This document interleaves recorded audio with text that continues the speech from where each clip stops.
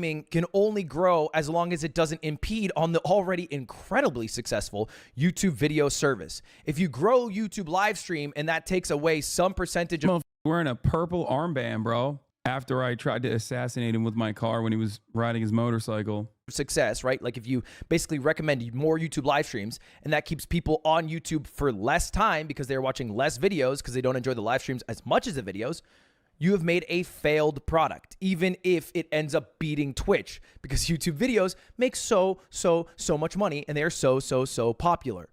That sucks. He goes on to talk about the streamers themselves and says, went to YouTube, man. But your friends that went to YouTube are all coming back, Sushi. Yes. Yeah. And you can see someone already adds me in this, but he's not wrong, right? Look, you know, when Myth ended his YouTube contract, I believe he took a break. He stopped streaming on YouTube. Lily, the moment her contract ended, switched back over to Twitch. Dr. Lupo, when his contract ended, started multi-streaming. I mean, shit, Tim the Tapman today said he was going to start multi-streaming on Twitch and YouTube. And look, his viewership is better on Twitch after 3 years, I think, on YouTube than it is right now on YouTube. That's crazy. 3 years and nothing changed. He's literally doing better on Twitch. And you might be wondering, okay, why are streamers switching back to Twitch? Well, one might be because they do better. They get more viewers. Two, it's because they also make more money. I saw someone say sub count, by the way, earlier. I didn't answer it. I apologize. What is this? That ignores market share, though. If your product costs you money, but makes your opposition fail is successful. No, but it doesn't. That's the point. YouTube makes I've been saying this for a long ass time. YouTube makes an ungodly amount of money off of like the Indian market, right? In comparison, like for VODs, in comparison to like moving any kind of resources into the live streaming space. It's not even a question for them. It's such a tiny part that they don't even care about like investing. They don't even care about investing into the live streaming aspect at all. Apologize. I'm not making up messages here. If he brings up the Indian market, by the way, that's a direct bar for me. I've said this to him before. We are at 6.3. Crowd, our game's over. So you have an official number? I'm joining up. We're probably closer to 6.5, if I had to guess. And Tim basically says he got 6,500 subs in one single stream on Twitch, and on YouTube he had 14,000 subs. So he basically got almost half his subscriber count in one day. So he's going to start making more money from Twitch subs than he ever did from YouTube members. And I basically tweeted out this exact point, that it feels like, you know, YouTube live streamers switch back to Twitch. And it got everyone asking, am I personally switching back to Twitch? Is that what this is? And the answer is no, not at all. That's not what my tweet was. I was actually just noticing a fact. I personally have a YouTube contract that is not over yet, and I'm happy streaming on YouTube. But I do have a contract that allows me to stream on Twitch. And I enjoy multi-streaming in the only circumstance where I find it good, which is for my events, aka like for Ludwigs streamer games. If I just stream that on one platform, it would do a lot worse in terms of viewership than if I streamed it on multiple platforms and also let other people stream it. I mean, we peaked at 175K and averaged 134,000 viewers. That wouldn't happen if it only was on YouTube or only on Twitch. And for events, I want as many people to see the event as possible. That's all I care about. By the way, I'm a multi-streaming hater. I actually think it is a generally bad thing for creators. At least creators who are trying to be like, you know, the biggest creator in the world. I think it can be pretty good for creators who just want maybe as many eyeballs on them as possible if they're trying to spread a message or raise money for charity or doing events. I don't think it makes sense if you want to be the next Hasanabi. You don't become the next Hasanabi if you have 50,000 viewers on YouTube and 50,000 viewers on Twitch. You become the next Hasanabi if you have like, you know, 90,000 on just one platform and you're the biggest person on that platform, because the rich get richer on that platform, right? You'll grow and grow and grow and grow, and your peak viewership will be insane. It'll be a moment a lot of people talk about. It'll all be drawn to you. I think when you fracture your audience, you also fracture your peak growth, which I think is. They should make a separate app for live streaming is a horrible take. The entire point is that YouTube has a pre-existing audience. If they wanted to, the easiest thing they could do is like open up the view count faucet and like put live streams on the related tab. But obviously that's a calculation that they've made internally where they realize that like serving live streaming as an alternative when they're moving towards the short direction to compete with TikTok is demonstrably a failure for them if their ultimate goal is time spent on the platform. Is a bad thing. This is my take on it. This could be wrong. By the way, if you're new to streaming, I also don't think it's a bad thing. If you're new to streaming, you should try out both platforms. Don't marry yourself to a platform. You don't know where your audience is going to come from. But I find multi-streamers to also be bad at multi-streaming. They usually care about one chat more than the other. Anyway, I digress. Multi-streaming hater. I'm not going to start multi-streaming when my contract's done. I don't know what I'm going to do exactly yet. But this goes back He's going to come back to Twitch, bro. Come on. It's to our initial question. And I'm not saying this because, like, oh, I know something secret, but, like, come on, dude. Does this mean YouTube live streaming has been a failure? Is it bad? Is it a flop? Should they quit? Did they fell off? The answer, no. No, vehemently no. If you look at the most watched major streaming platforms by hours watched of live broadcasts, Q2 of this year, YouTube gaps Twitch. It's not close. 3 times bigger, 15 billion hours watched on YouTube versus 5 billion hours watched on Twitch. However, that doesn't exactly tell the full story. Because if you look at this, you also have to include, some people like YouTube's biggest live streamer by hours watched, which is not iShowSpeed. It is Lo-Fi Girl. Lo-Fi Girl is like the biggest streamer in the world on YouTube Live because she streams every day with 15 to 25,000 average viewers.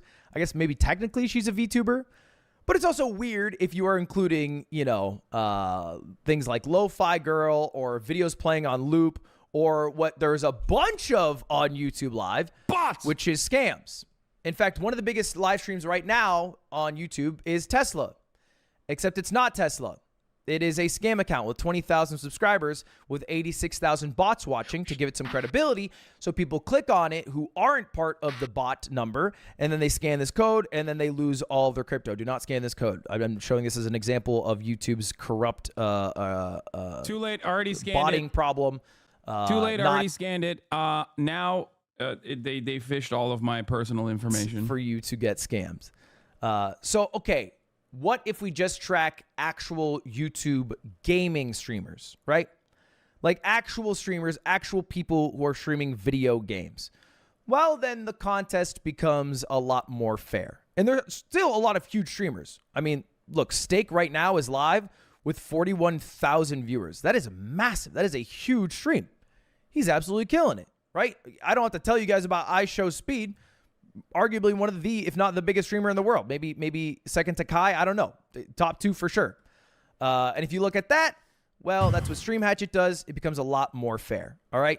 You can see that Twitch is still the big dog with 5 billion hours watched. This is still Q2 of 2024. And YouTube is at 2 billion.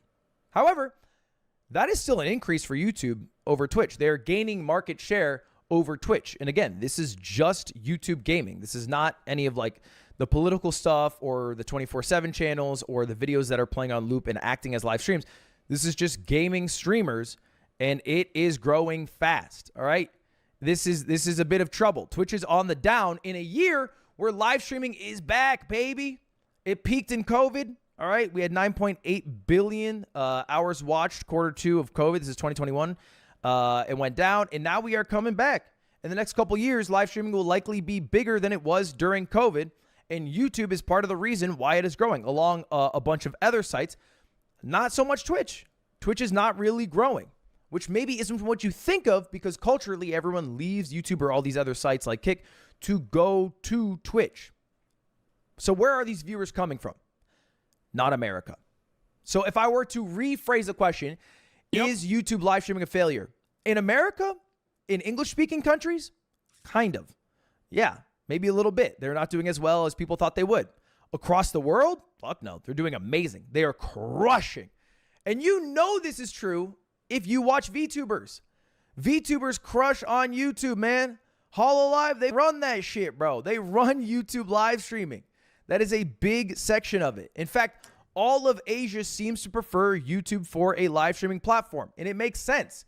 All right, one of the countries that did accept Twitch and did become huge in terms of like including Twitch into their culture was South Korea. And then Twitch abandoned South Korea. So, not a lot of money being put into Asia for Twitch or by Twitch. But YouTube, they crush there, right? So Vietnam is one of the biggest countries for. There's also the other side of this where like live streaming as a culture is massive in a lot of Asian countries and a lot of Asian markets that neither YouTube nor Twitch can ever enter, like China, for example. Like China, by numbers, is one of the biggest live streaming countries, right? But they have their own websites, and there is just no way that you could ever outcompete. Like the largest live streamer on the planet is actually in China, right? The largest live streamer on the planet is not even like playing video games or doing commentary or anything. He's selling lipstick. For YouTube live streaming. Indonesia is one of the biggest countries. Japan, of course, with all the VTubers, and now South Korea is becoming incredibly popular because Twitch has abandoned them there. And when you think of the biggest live streamers in the world, if you're so America-centric, you might think it's one of these four, right? Maybe. Why would you send me this Metro Game Central article that says from January 10th, 2024, Kick founder predicts they will buy Twitch after huge layoffs? Yeah, okay, dude. Maybe LCS right now, maybe Asmin or XQC. But right now, I think the biggest streamer in terms of average viewers right now is Mixi Gaming, who is a Vietnamese streamer who streams on Nemo TV. He has 130,000 viewers. He has more than the three streamers I just mentioned combined. So when you leave the American or English-speaking sphere, you understand where YouTube live streaming is thriving. And I know that wasn't a YouTube live streaming example, but I think it shows my point that not everything is actually happening on Twitch.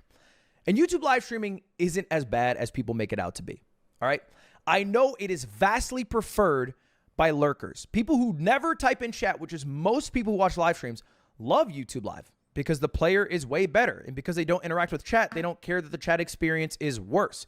They're able to pick up where they left off in the VOD, rewind easily to catch up to a moment, and it works just like YouTube, which everybody watches.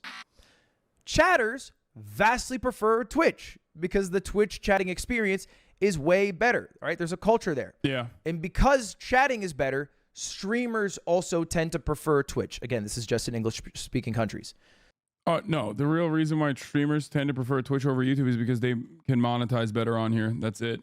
Streamers tend to prefer Twitch. Beyond the fact that there is like much better chat culture, much better culture in general, directory, but the major reason is monetization. Because they like when chat is happy because that makes their lives better because all they do is read chat.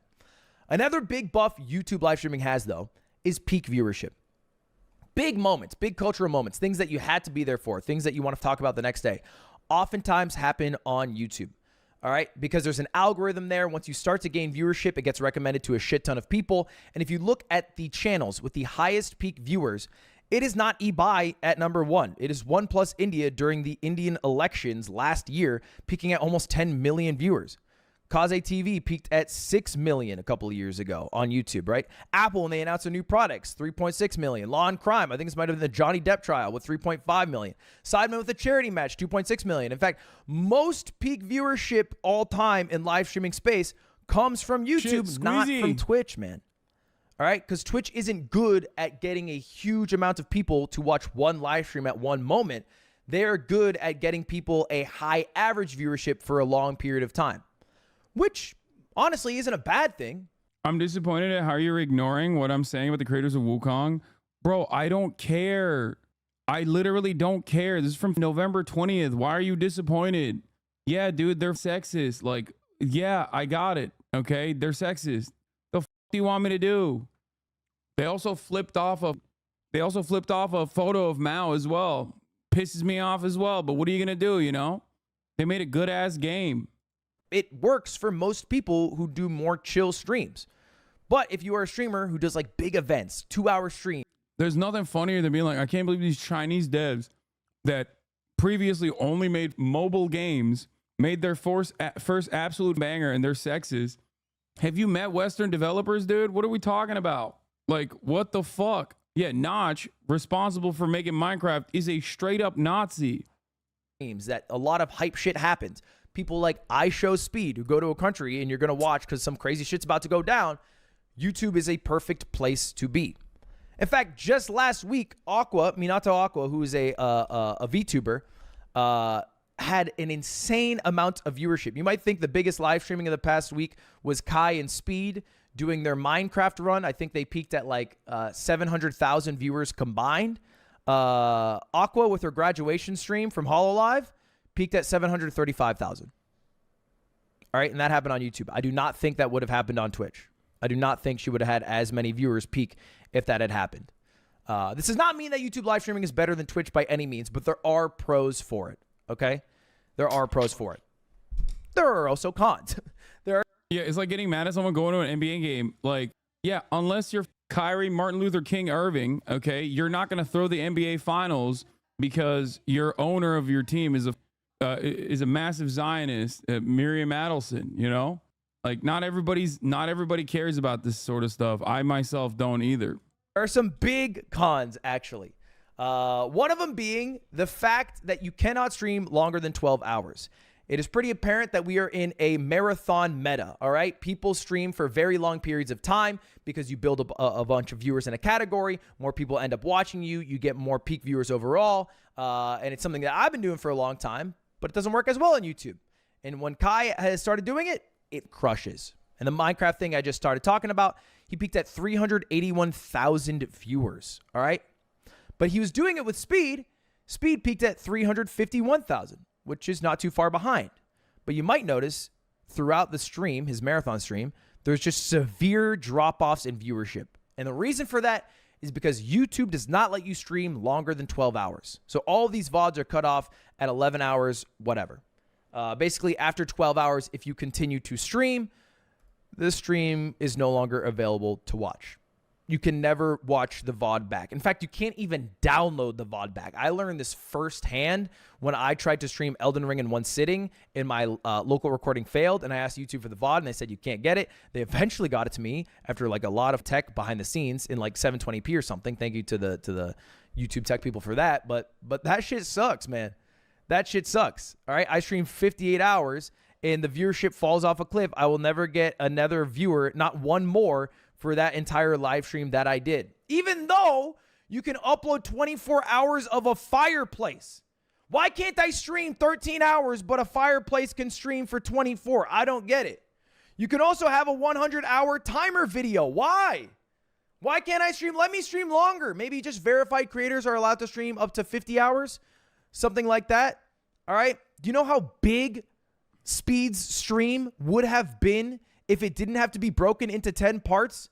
The final video would have like 40, 50, 60 million views. That shit would be crazy. But YouTube doesn't let you do that. And I think YouTube is still technically too far behind Twitch for it to compete with English-speaking audiences. And it is making a lot of streamers in the English-speaking space switch over back to Twitch. And elsewhere in the world, they're crushing because Twitch is not competing in those areas. They're struggling in those areas or just leaving them entirely. But as far as English-speaking world, yes, YouTube live streaming a bit of a flop. What will I do when it's time for my contract to end? Well, stick around in this channel and you'll find out. All right. Yeah, he's going to come back. He's going to serve ad breaks at the top of the hour, okay? Let me tell you what he's going to do. That's exactly what he's going to do. Because at the top of the hour, there's a 3-minute ad break. If you no longer want to see those ads, all you need to do is subscribe for $6 or for free with a Twitch Prime. That's right. Here's the 3-minute ad break now. All right, I want to cover this was fun. Hollywood director Harmony Korine believes the industry is crumbling as new talents want to work with streamers like Hasan and I Show Speed instead. Respect.